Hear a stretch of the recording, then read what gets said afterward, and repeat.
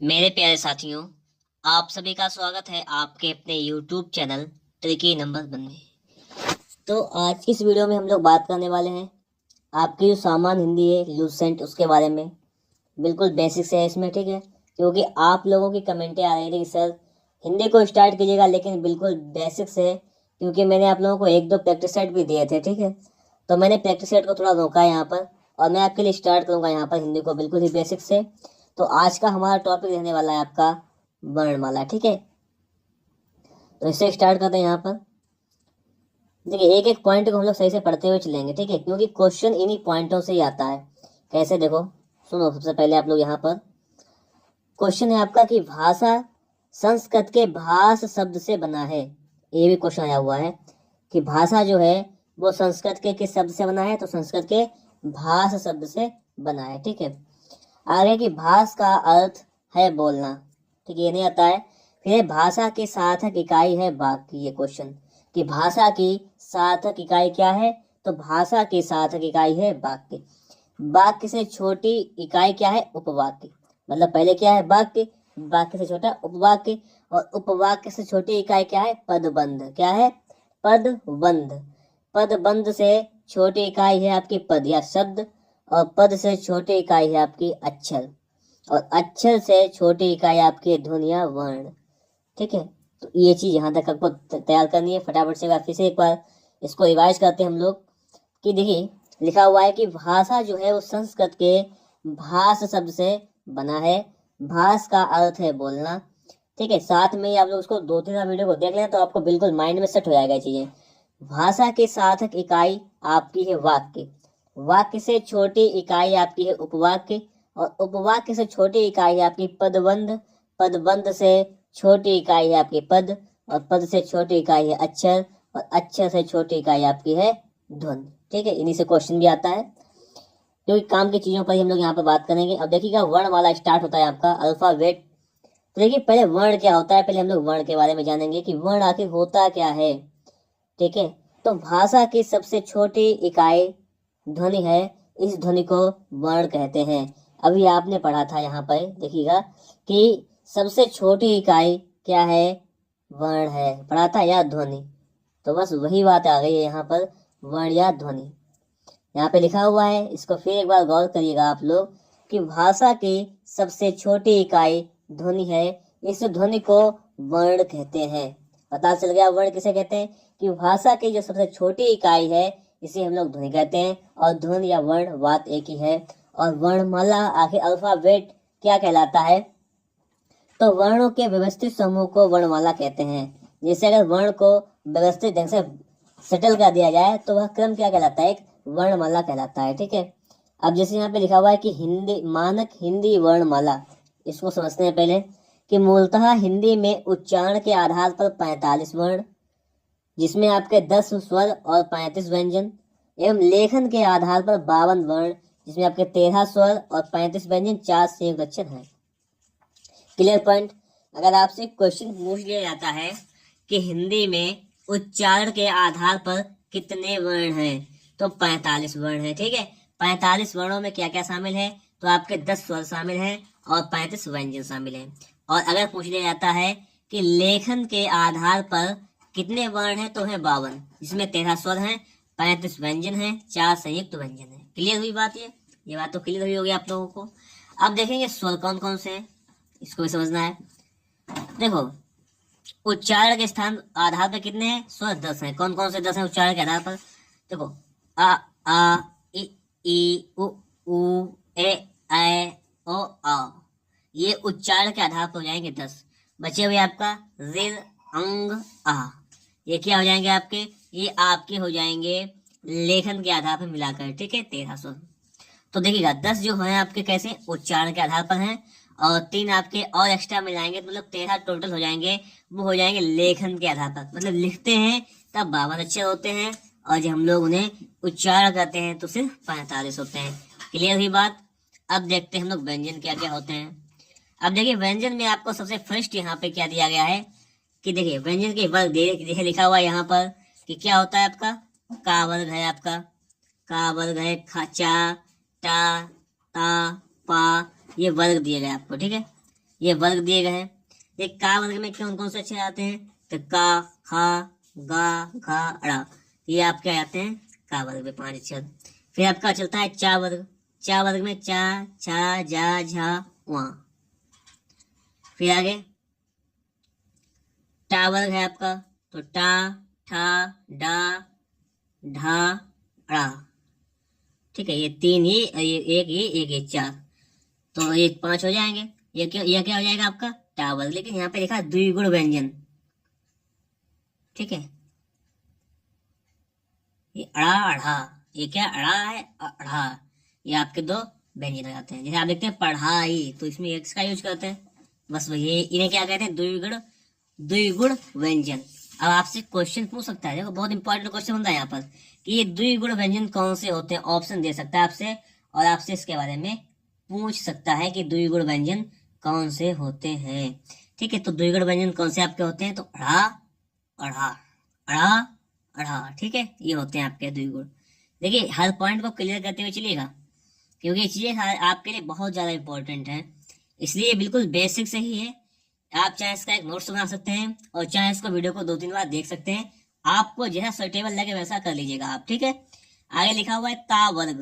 ता वर्ग में क्या होता है? ता, था, दा, धा, न, ये आ जाते हैं आपके 5। पा वर्ग में पा, फा, बा, भ, म।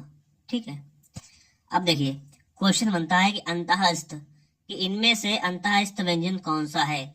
तो ये याद कर लीजिएगा कि या, रा, ला, व, या, रा, ला, व, ये 4 जो अक्षर हैं आपके, ये हो जाएंगे अंतःस्थ व्यंजन। ठीक है, अंतःस्थ व्यंजन। अगर आपसे पूछे कि ऊष्म व्यंजन कौन से होते हैं, ऊष्म, तो ऊष्म कौन से होते हैं? श, श, सा, ह। ठीक है, एक श हो जाएगा, श, सा सिर्फ एक निकलेगा सा, एक हा। अब देखिए अगर आपसे पूछता है संयुक्त व्यंजन कौन कौन से होते हैं, तो संयुक्त होते हैं आपके 4। ठीक है, कौन से होते हैं? 4 होते हैं।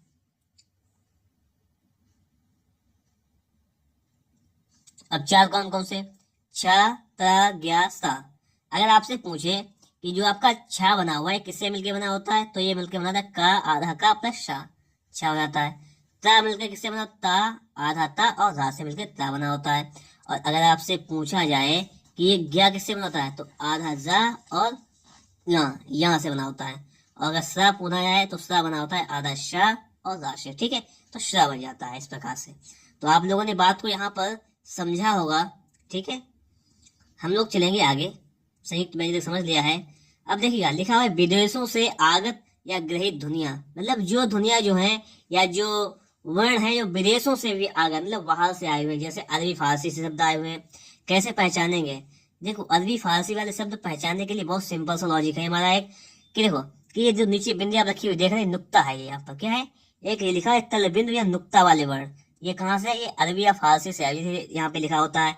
आके नीचे एक बिंदु रख दी, तो कहाँ से? अरबी या फारसी का। क, ये खा, गा, जा, फ। ठीक है, तो यहाँ पे क्या है कि आ, का, खा, गा का प्रयोग अब कम। ठीक है, अब इसका मतलब क्या है कि इनका प्रयोग अब कम होता है, लेकिन क्या है कि तल बिंदु या नुक्ता वाले वर्ण होते हैं।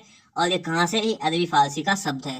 अगर मान लीजिएगा आपको एक शब्द दे दिया जाए, उन्होंने आपको ये दे दिया फ दे दिया, और फ के नीचे यहाँ पे इन्होंने बिंदी एक लगा दी है। देखिए इनका यूज कम होता है, लेकिन देखिए फ है, ये ज्यादातर पूछ लिया जाता है एग्जाम में, नीचे एक बिंदी लगा के कि ये कहाँ से, मतलब किस भाषा से आया हुआ शब्द है, तो आप कहते हैं फारसी भाषा या अरबी फारसी भाषा से आया हुआ शब्द है। तो इस चीज को थोड़ा सा माइंड में सेट कीजिएगा कि कौन कौन से अक्षर आपके हैं।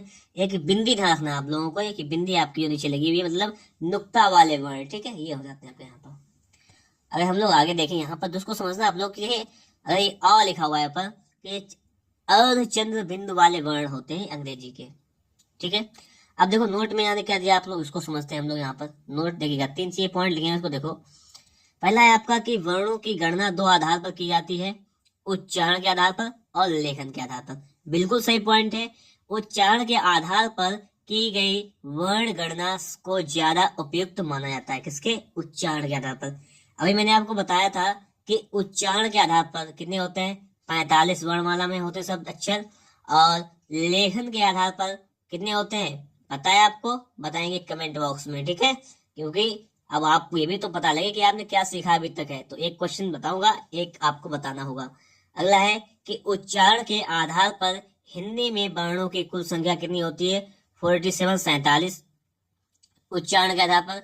इसमें क्या है आपके 10 स्वर, 37 व्यंजन और क्या है 35 हिंदी के मूल व्यंजन। अब देखिए अभी आपने बात की थी कि हिंदी के व्यंजन मूल कितने होते हैं, तो मूल की बात करा तो मूल कितने हैं? तो 35 ही हैं। ये मूल जो है अभी मैंने आपको बताया 40 और 45, जिसमें से 10 जो थे आपके स्वर थे और 35 आपके व्यंजन। लेकिन ये आप कहेंगे दो एक्स्ट्रा कहाँ से आ गए? तो ये दो आगत व्यंजन है आपके, ये मूल व्यंजन नहीं है, आए हुए हैं। कौन कौन से? एक है जा, एक है फ, ठीक है। छात्रा ज्ञा सा एकल व्यंजन नहीं है, ये संयुक्त व्यंजन है। ये कैसे? ये आप जानते हैं संयुक्त, इसकी बात हो चुकी है। आगे के लेखन के आधार पर हिंदी में वर्णों की संख्या 55 है। इनमें उन सभी पूर्ण वर्णों को शामिल किया जाता है जो लेखन या मुद्रण में प्रयोग में आते हैं, मतलब सभी को शामिल कर लिया जाता है, बिल्कुल ठीक है। तो कितनी हो जाएगी? 55 हो जाएगी यहाँ पर, ठीक है। लेकिन आपने अब यहाँ पे पढ़ी थी तो 52 पढ़ी थी वर्ण, कितनी पढ़ी थी? 52। लेकिन यहाँ पे सभी को शामिल कर लिया गया है, ठीक है। तब कितनी हो जाती है आपके यहाँ पर? 52 हो जाती, 55 हो जाती है। आगे देखते हैं हम लोग, लिखा हुआ देखिए स्वर। क्या पढ़ेंगे हम लोग? वॉवेल, स्वर क्या होते हैं हम लोग पढ़ेंगे स्वर के बारे में। अब देखिए स्वर क्या कहते हैं, पहले उसके डेफिनेशन को पढ़ लेते हैं हम लोग एक बार। डेफिनेशन है कि स्वर कि स्वतंत्र रूप से बोले जाने वाले वर्ण स्वर कहलाते हैं। मतलब क्या है कि स्वतंत्र रूप से बोले जाने वाले वर्ण स्वर कहलाते हैं। जैसे परंपरागत रूप से इनकी संख्या 13 मानी गई और उच्चारण की दृष्टि से इनमें केवल 10 ही स्वर हैं। ये बात तो पहले हो चुकी है कि परंपरागत संख्या 13 मानी गई, लेकिन उच्चारण के आधार पर 10 होते हैं। जैसे अ ई उ ए औ आओ, ठीक है। आपके 10 हो जाएंगे। 3 आपके बचे हुए हैं, कौन कौन से? एक री से ऋषि आपका बचता है, और अंग एक आह, ठीक है। तो ये मिला लेंगे तो ये टोटल हो जाता है, लेकिन टोटल नहीं। अगर आपसे क्वेश्चन पूछता है उच्चारण के आधार पर तो सिर्फ 10 लिखेंगे। अब देखो आप लोग, अब आगे लिखा हुआ है कि स्वरों का वर्गीकरण। क्या लिखा हुआ है?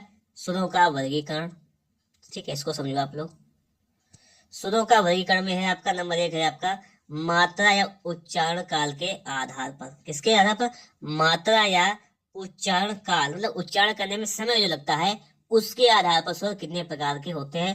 पहला क्वेश्चन आपसे बनता है कि उच्चारण काल या उच्चारण में लगने वाले समय के आधार पर जो होते हैं वर्ण आपके, ठीक है, स्वर कितने प्रकार के होते हैं। तो आप बताएंगे स्वर होते हैं आपके 3 प्रकार के। ह्रस्व स्वर, एक होता है आपका ह्रस्व स्वर, ठीक है। एक होता है आपका दीर्घ स्वर, एक होता है आपका प्लुत स्वर। क्या होता है? प्लुत स्वर, ठीक है। इसमें देखो समझो बात कि ह्रस्व स्वर क्या होता है कि जिनके उच्चारण में कम समय लगता है। मतलब एक मात्रा का यहाँ पे लिख दिया है, एक मात्रा का समय लगता है, इसके उच्चारण में बहुत कम समय लगता है। जैसे समझो छोटा आपका हो गया छोटी, छोटा ओ, ठीक है। ये क्या हो जाएंगे? आपके हो जाएंगे ह्रस्व स्वर। इनको याद कर लेना सही तरीके से, क्योंकि एग्जाम में यही पूछता है कि इनमें से कौन सा ह्रस्व स्वर है, ऐसे आता है क्वेश्चन। तो आपके हो जाएंगे ह्रस्व स्वर। आगे दीर्घ स्वर में है कि जिनके उच्चारण में ह्रस्व स्वर से अधिक समय, मतलब 2 मात्रा का समय लगता है, उसे क्या कहते हैं? दीर्घ। जैसे बड़ा लिखे आ, ई, उ, ठीक है। ए, ऐ, ओ, आ, ये हो जाएंगे आपके, क्या हो जाएंगे? ये दीर्घ स्वर हो जाएंगे। और अगर हम लोग बात करें यहाँ पर, ठीक है, प्लुत स्वर क्या होता है? तो जिनके उच्चारण में दीर्घ स्वर से भी अधिक समय लगता है। किसी को पुकारने में या नाटक या संवादों में इसका प्रयोग किया जाता है। जैसे राम, ठीक, आ निकला है, या ओम, ओ निकला है यहाँ पर। तो मतलब ज्यादा, जब उच्चारण ज्यादा टाइम लगता है तो होता है प्लुत स्वर, ठीक है। तो आपने ह्रस्व समझ लिया है कि जिसके उच्चारण में कम समय लगता है, दीर्घ समझ लिया है जिसके उच्चारण में अधिक समय लगता है, और प्लुत जो होता है लास्ट वाला बचा हुआ आपका, उसमें मतलब ज्यादा अधिक और अधिक समय लगता है, ठीक है। तो ये तीनों यहाँ पर हो जाते हैं। एक आपका दिया गया कि जीव के प्रयोग के आधार पर क्या होते हैं, ठीक है। जीव के प्रयोग के आधार पर स्वर कितने प्रकार के होते हैं? तो एक होता है आपका अग्र स्वर, एक मध्य स्वर, एक पश्चिम। मतलब जीव के अगर 3 भाग किए जाए तो एक आगे का हिस्सा, एक बीच का और एक पीछे का हिस्सा। तो अग्र स्वर क्या होते हैं कि जिन स्वरों के उच्चारण में जीव का अग्र भाग काम करता है, जैसे ई ए, ये 4 हो जाएंगे आपके अग्र स्वर। इनको अभी आप लोग अच्छी तरीके से प्रैक्टिस कीजिएगा और याद कर लीजिएगा, ठीक है, कि अगले स्वर कौन से होते हैं, छोटी, बड़ी, एड़ी, ऐनक। आगे मध्य स्वर कि जिन स्वरों के उच्चारण में जीभ का मध्य भाग काम करता है, हो जाएगा छोटा आ जो है आपका, ये आपका क्या हो जाएगा, एक मध्य स्वर हो जाएगा, ठीक है। और अगला है आपका पश्च स्वर कि जिन स्वरों के उच्चारण में जीभ का पश्च भाग काम करता है, पिछला भाग, पिछला भाग काम करता है, जैसे आ बड़ा आ जाएगा, ऊ ऊ, ठीक है, ओ आओ आ। तो ये हो जाएंगे आपके क्या, पश्च स्वर, ठीक है, इनको याद कर लेना आप लोग, क्योंकि इन्हीं से क्वेश्चन बनेंगे। इसके लिए आपके इसमें जब आपका ये चैप्टर कंप्लीट हो जाएगा तो इसके साथ में एक प्रैक्टिस सेट भी लाऊंगा इसी चीज का, वर्णमाला का आपका एक प्रैक्टिस सेट होगा, उसमें आप लोग क्या करेंगे, इसकी प्रैक्टिस भी कर लेंगे, कोई प्रॉब्लम वाली बात नहीं है, ठीक है। इसके आप लोग प्रैक्टिस भी कर लेंगे, कोई दिक्कत वाली बात नहीं, इस टाइप से प्रैक्टिस करेंगे। अब देखिएगा आप लोग यहाँ पर हम लोग अगर आगे बात करें तो आगे इस बात को आप लोग और समझिएगा थोड़ा सा, कि जैसे अगर मुख द्वार या मुख विवर के खुलने पर क्या होता है, ठीक है, किससे कितने प्रकार के होते हैं आपके स्वर। तो देखो यहाँ पर सिंपल सी एक बात है, इसको समझना आप लोग, कि देखो एक होता है विव्रत, एक होता है अर्ध विव्रत, एक अर्ध संवृत, एक संवृत। तो देखो ये क्वेश्चन आता है एग्जाम में, पूछा भी जाता है, आप लोगों से पूछा जाता है कि विव्रत क्या होते हैं, कि जिन स्वरों के उच्चारण में मुंह द्वार पूरा खुलता है, जैसे जैसे स्वर को हम बोले तो मुंह पूरा खुल जाए हमारा, जैसे आ मुंह खुल गया तो हमारा क्या होता है, बड़ा आ जो है आपका किस में आ जाएगा, विव्रत में आ जाता है।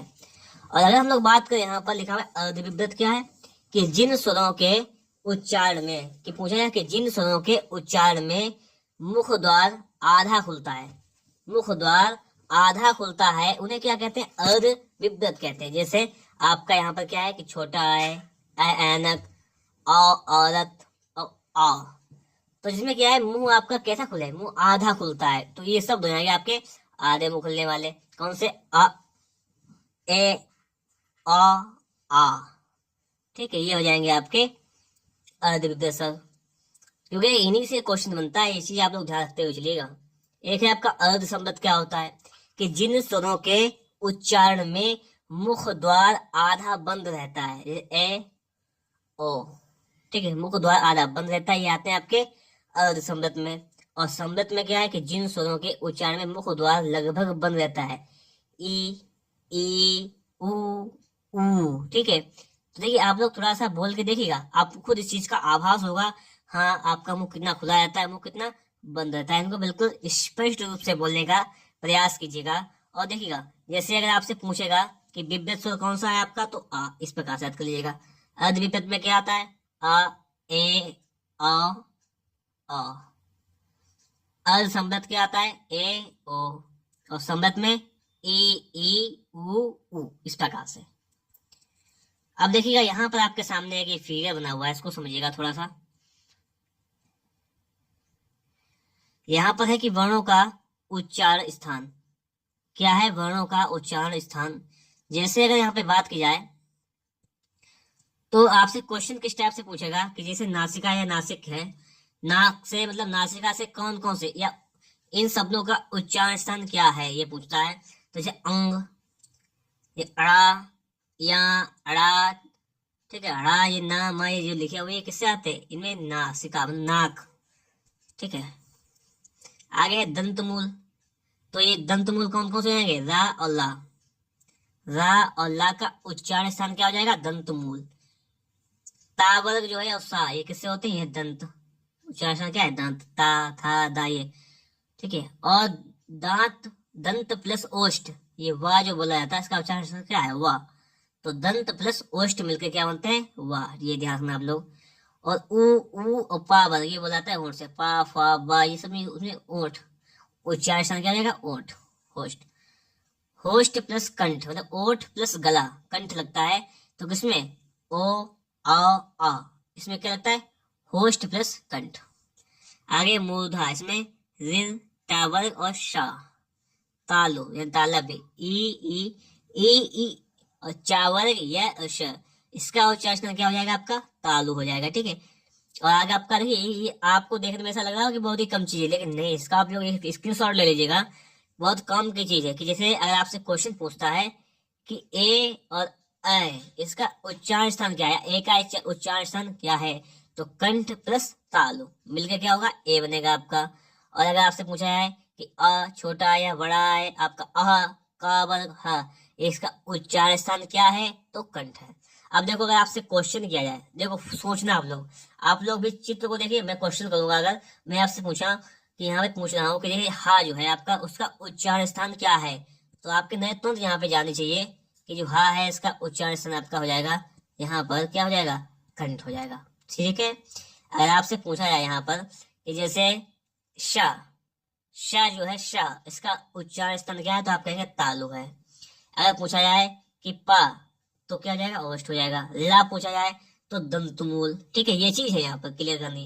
अगर आपसे पूछे कि था, तो मतलब ता वर्ग में आता है ता था दा धा, ता था दा धा ना।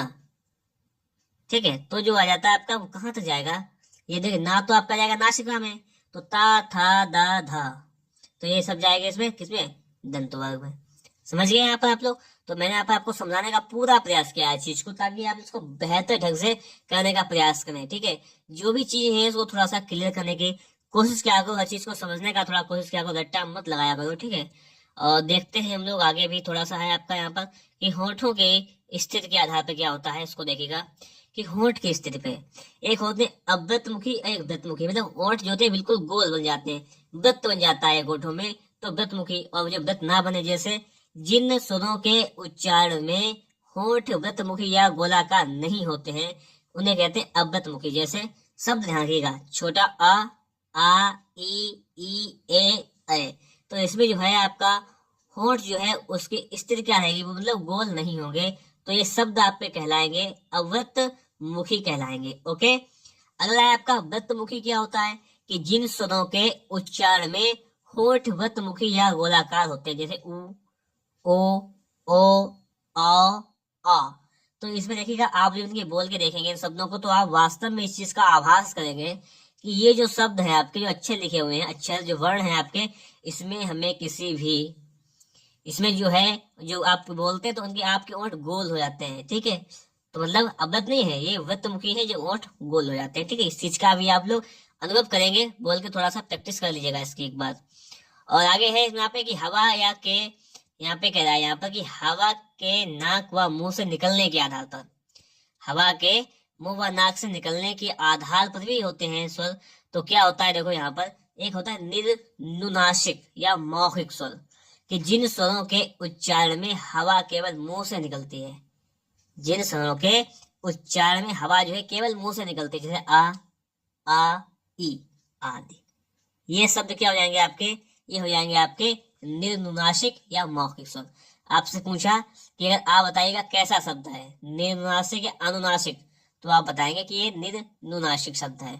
अगला लिखा अनुनासिक शब्द क्या होता है? शब्द कि जिन स्वरों के उच्चारण में हवा मुंह के साथ साथ नाक से भी निकलती है, जैसे या मतलब नाक से भी आवाज आए, या आ ई मतलब नाक से भी आवाज आए और मुंह से भी आवाज निकले, नाक से भी निकलेगी आवाज तभी तो नाक की आवाज आएगी, तो हो जाएगा अनुनासिक। ठीक है, और आगे घोषत्व के आधार पर स्वर की बात है, तो घोष का अर्थ है स्वर तंत्रियों में श्वास का कंपन। स्वर तंत्री में जब कंपन होता है तो सघोष ध्वनियां उत्पन्न होती हैं, और सभी स्वर सघोष ध्वनियां हैं। देखो सीधी सी बात यह है कि अगर आपसे पूछा जाए कि स्वर कैसे हैं, तो स्वर सघोष होते हैं, सीधी बात, ये पॉइंट है मेन यहाँ पर कि ठीक है, घोषत्व के आधार पर स्वर होते हैं वो सघोष होते हैं। और आप लोग जो व्यंजन को पढ़ेंगे आगे, तो सघोष अघोष दो चीजें आएंगी कि अघोष क्या होता है, सघोष क्या होता है, अल्प प्राण क्या होता है, महाप्राण क्या होता है, सारी चीजें हम लोग बिल्कुल बेहतरीन ढंग से क्लियर करेंगे। अगर आप लोगों को वीडियो अच्छा लग रहा है तो फटाफट से एक बार वीडियो को लाइक कर दीजिएगा। चैनल पर नए हैं और आप लोगों को चैनल को अभी तक सब्सक्राइब नहीं किए हैं तो फटाफट से चैनल को सब्सक्राइब भी कर लीजिएगा, और साथ में बेल आइकन को प्रेस कर लीजिएगा, जिससे कि आने वाली वीडियो की हर एक नोटिफिकेशन आप तक सबसे पहले पहुंच जाए। और ये बात जरूर बताइएगा कि आप लोगों को ये क्लास कैसा लगा। अगर क्लास बेस्ट लगा है तो फटाफट से एक बार कुछ अच्छा सा कमेंट भी लिख दीजिएगा। ठीक है, तो स्वर के जितने भाग थे सारे भाग कंप्लीट हो चुके हैं, अब हमारा स्टार्ट होगा व्यंजन। ओके।